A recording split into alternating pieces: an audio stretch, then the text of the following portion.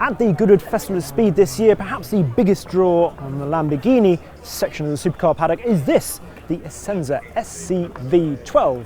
So in the same way that Ferrari has its FXX program and McLaren produces these the GTR versions of the P1 and the Senna, this is that. It's track only. And yeah, it's pretty extreme actually. It's not just a sort of an Aventador with fancy bodywork. Well, it sort of is, but we'll get to that. 1,200 kilos of downforce. So as you can see, headlights, all sorts of aerodynamic addenda on here.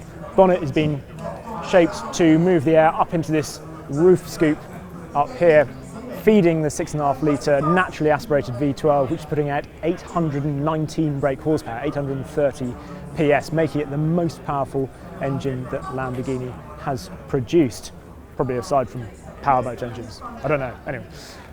The engine though has been turned through 180 degrees so they can mount the gearbox on the rear, and it's a 6-speed non-synchronous sequential, and that gearbox is now a stressed member of the car, so they've got the pushrod rear suspension mounted directly onto that. Free flowing exhaust, you can say huge rear wing at the back. The other thing to mention is it's not all-wheel drive, obviously like an Aventador, it is rear-wheel drive. And I'm going to get to have a go in it, but sadly not driving it, just as a passenger, which might be quite scary.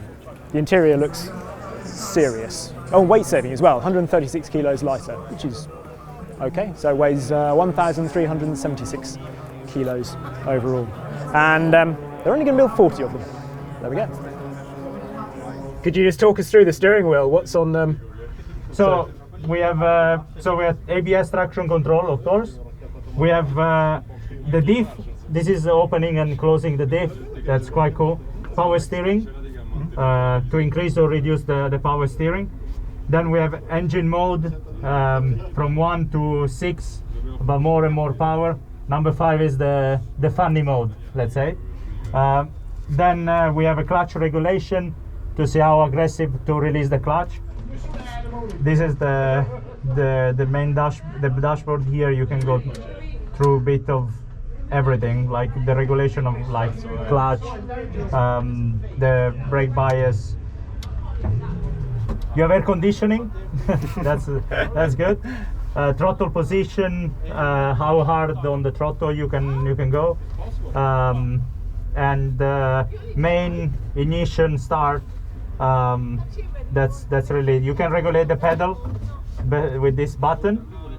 Yeah, that's it.